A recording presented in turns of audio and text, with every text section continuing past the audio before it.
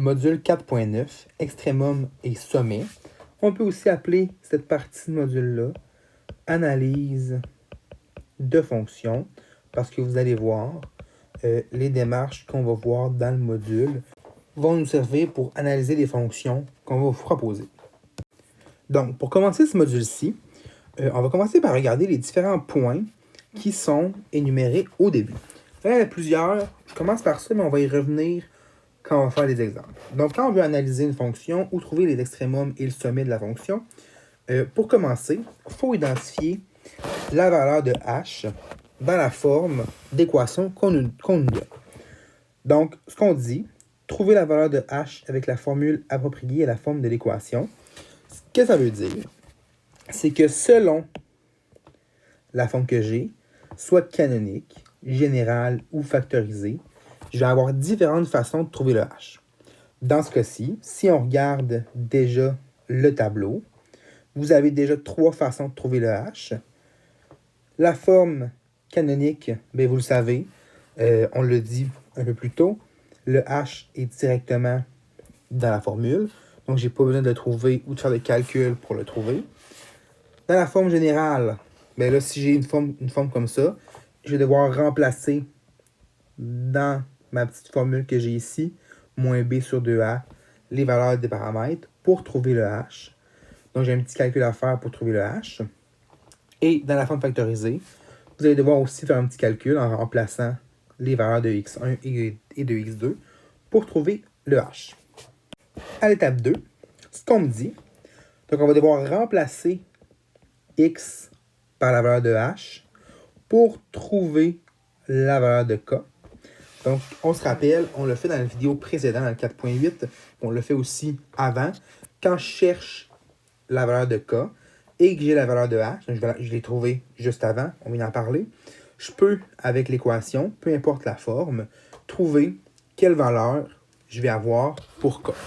Donc, si on passe chacune des possibilités, forme canonique, on l'aime celle-là, on n'a pas besoin de calculer pour trouver le k, on l'a directement dans la forme de base. Forme générale, ben là, je dois remplacer. Hein, quand on dit k est égal à f de x, qui est égal à f de h, ben je dois remplacer mes x par la valeur de h. Et même chose pour la forme factorisée. Je dois faire le petit calcul de remplacer mes x par la valeur de h. Troisième étape, troisième point, je dois identifier les coordonnées du sommet. Donc, les coordonnées du sommet. Pour ceux qui ont déjà pensé, le sommet, qu'est-ce que c'est? On va venir l'écrire pour ne pas l'oublier. C'est le point HK. Donc, on va venir se l'écrire. Donc, les coordonnées du sommet, c'est le HK. Donc, selon ce que j'ai comme forme d'équation, si on l'indique ici, donc le sommet, je le trouve selon différentes façons encore, selon la forme que j'ai. Quand j'ai la forme canonique, c'est le fun, je l'ai déjà directement à trouver le h et le k. Puis même chose, si je suis rendu à la forme générale ou la forme factorisée, je dois simplement avoir trouvé le h, puis trouver le k dans les deux situations pour identifier les coordonnées du sommet. Pour les deux derniers points qui restent, on va comme les faire ensemble, ceux-là. Pour les deux derniers points, on va les voir ensemble. En même temps, vous allez voir pourquoi. Donc, en premier, ce qu'on vous demande, c'est d'identifier la valeur du paramètre A. Là, on précise dans l'équation de la forme factorisée, mais dans tous les cas. Peut-être que la forme factorisée, des fois, le A va être caché dans vos parenthèses, mais peu importe, s'il est caché, il faut le mettre en évidence, hein, comme on a vu un peu plus tôt dans les vidéos. Puis, on précise forme factorisée parce que c'est le seul où il peut être caché. Sinon, dans la forme générale ou la forme canonique, il est pas mal toujours devant. Donc, je trouve mon A. Pourquoi? Parce que je vais avoir besoin de savoir son signe. Donc, est-ce qu'il est négatif ou est-ce qu'il est positif pour l'étape d'ensuite. Donc, identifier l'extrémum approprié. Pourquoi on dit approprié? C'est parce que selon le signe de A, ce qu'on a identifié en haut, l'extrémum va être différent. Vous savez, l'extrémum, c'est soit un maximum, soit un minimum. Donc, si mon A que j'ai identifié à l'étape d'avant est positif, donc est plus grand que 0, je vais avoir un min. Donc, ça va être un minimum. Pourquoi un minimum? Ben, on se rappelle que le A, qu'est-ce qu'il nous donne comme information, lui? Il me donne l'information, est-ce que ma courbe est vers le haut ou vers le bas? Ben, on se rappelle que si mon A est plus grand que 0, ma courbe va être vers le haut. Ce qui veut dire que mon point extrême, le sommet de ma courbe, va se trouver où? Ici. Donc, c'est le point le plus bas de la courbe. Donc, c'est pour ça que c'est un minimum. Et à l'inverse, si mon A est plus grand que 0, donc je vais avoir une situation où j'ai un maximum. Pourquoi? Ben, c'est la même chose que tout à l'heure.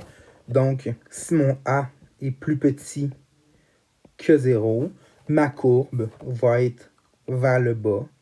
Donc, comme ça ici. Ce qui veut dire que mon sommet va être le point maximal, donc le point le plus haut de ma courbe. Donc, c'est pour ça que quand mon A est plus grand que 0, j'ai une situation où j'ai un minimum, et quand mon A est plus petit que 0, j'ai une situation où j'ai un maximum. Ce que ça veut dire, pour trouver la valeur, parce que l'on cherche la valeur du point extrême, de l'extrémum, ce qui veut dire, là, je vais effacer ici. Donc, ce que ça veut dire, c'est qu'on se rappelle, bon, si mon A est plus grand que 0, j'ai des minimums. Puis si mon A est plus petit que 0, j'ai des maximums. Mais mon maximum, ou le minimum, l'extrémum qu'on dit, c'est le point le plus haut ou le plus bas de la courbe qu'on donne en Y. Donc, c'est un point en Y à la verticale. Donc, le point extrême, qu'il soit un min ou un max, c'est toujours le point du sommet. Puis, on se rappelle que le sommet, c'est un point HK. Puis, sa valeur que j'ai besoin, c'est en Y. Le K est en Y. Donc, selon les différentes formes que je vais avoir, si j'ai une forme canonique, mon K, je l'ai directement. Donc, je dois seulement identifier est-ce que c'est un min, est-ce que c'est un max. Puis, la valeur, c'est le K. Par contre, c'est un petit peu le même principe que tantôt pour trouver le K. Je reprends la valeur que j'ai trouvée. Donc, pour trouver le min ou le max, quand c'est une forme générale, je dois remplacer dans l'équation au complet pour trouver le K. Puis, même chose à la forme factorisée. Je dois remplacer dans la forme de l'équation ma valeur en x, qui est mon h, qui est le point correspondant en x au y, qui est le k. On a passé au travers des explications puis du tableau. Il y a beaucoup de choses, mais on va faire un exemple ensemble pour essayer de remettre ça en ordre. Donc, exemple 1, je dois trouver l'extrémum de la fonction et le sommet. Première étape, ce que je dois toujours faire, là vous voyez, on commence à avoir des numéros, des exemples où on n'identifie pas la forme de l'équation. Donc, je dois me rappeler, je dois vérifier quelle forme est-ce que j'ai de l'équation. Dans ce cas-ci, f de x est égal à k, parenthèse x moins 7, parenthèse au carré plus 32. C'est la forme canonique. Donc, je viens l'écrire à chaque fois pour ne pas me mélanger en haut ou en dessous. Qu'est-ce que c'est la forme de base? Donc, c'est f de x est égal à a, parenthèse x moins h au carré plus k. C'est beaucoup plus facile de trouver mes informations. Puis là, je reprends chacune des étapes. Donc, en premier, on cherche la valeur de h avec la formule appropriée. On est chanceux. La canonique, c'est plus facile, je l'ai directement. Donc, étape 1, trouver le h. Bien, mon h est égal à 7. Parce que je l'ai directement. Étape 2, je remplace le x par la valeur de h dans l'équation pour trouver la valeur de k. Dans ce cas-ci, j'ai pas besoin parce que mon k, je l'ai déjà dans la forme canonique. C'est la seule forme qui me le donne déjà. Hein. Donc, sinon, je dois le trouver autrement. Mais sinon, je l'ai directement dans ce cas-ci. Donc, étape 2, le k est égal à 32. Étape 3, j'identifie les coordonnées du sommet. Donc, mon sommet S, c'est le point HK, qui est le point sommet 7, 32. Donc, j'ai répondu à une partie de la question. J'ai trouvé le sommet qui est ici. Il me reste l'extrémum à trouver. On se rappelle ce qu'on doit faire. Donc, étape 4, je dois identifier la valeur du paramètre A. Le paramètre A, où est-il dans ce cas-ci? Il est devant l'équation. Donc, je n'ai pas de calcul à faire. Je n'ai pas à le mettre en évidence. Il est déjà là. Je viens de l'écrire. Donc, étape 4. Le paramètre A, c'est quoi son signe? Ben, qu'est-ce qu'il vaut en premier? Ben, il vaut 4. Donc, est-ce qu'il est positif ou négatif? Dans ce cas-ci, il est positif. Donc, A est plus grand que 0. Ce qui veut dire que mon dessin, mon graphique plutôt, va être vers le haut, comme ça, avec mon sommet qui est ici. Donc là, on va toujours revérifier si on ne se rappelle pas si c'est un min ou un max. Je vérifie si mon extrémum, c'est un min ou un max. Qu'est-ce que je regarde pour faire ça? Ben, c'est le signe de A. Dans ce cas-ci, il est positif, il est plus grand que 0. Donc, dans mon tableau, on m'indique que si mon A est plus grand que 0, mon extrémum, c'est un minimum. Donc, je viens de l'écrire directement. Donc, étape 5, identifier l'extrémum approprié. Dans ce cas-ci, en 5, l'extrémum est un min, car A est plus grand que 0. Donc, mon min est égal toujours au K. Si ça va être un max, ça va être égal au K quand même. Et mon K vaut combien? On l'écrit. Donc, il vaut 32. Donc, j'ai terminé de répondre à la question. J'ai trouvé la deuxième partie du problème. Donc, mon extrémum, c'est un min. Et je l'ai trouvé. Il vaut 32. Ce qui veut dire que le point en Y, le plus bas que je peux trouver dans mon graphique, se trouve à 32.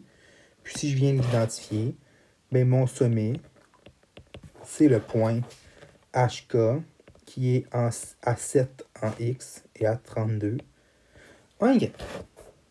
Juste avant de terminer ce petit module ici, avant de quitter avec le tableau, je vais vous ajouter une façon de trouver le sommet en K pour la forme générale. Donc, vous aurez le choix de remplacer dans la formule qui vous donne ou de directement aller utiliser cette petite formule-ci. Donc, moins b au carré plus 4ac sur 4a. Dans la prochaine vidéo, je fais un exemple. Vous allez voir, je l'utilise. Vous allez voir de quelle façon on peut l'utiliser. Mais vous devrez ajouter à vos notes cette petite partie-ci. Donc, pour la forme générale, pour trouver les coordonnées du sommet en K, vous avez le choix soit de remplacer le h dans l'équation qui vous est donnée ou d'utiliser cette technique-ci qui peut être un peu plus rapide parfois. Ce sera à vous de voir ce que vous préférez.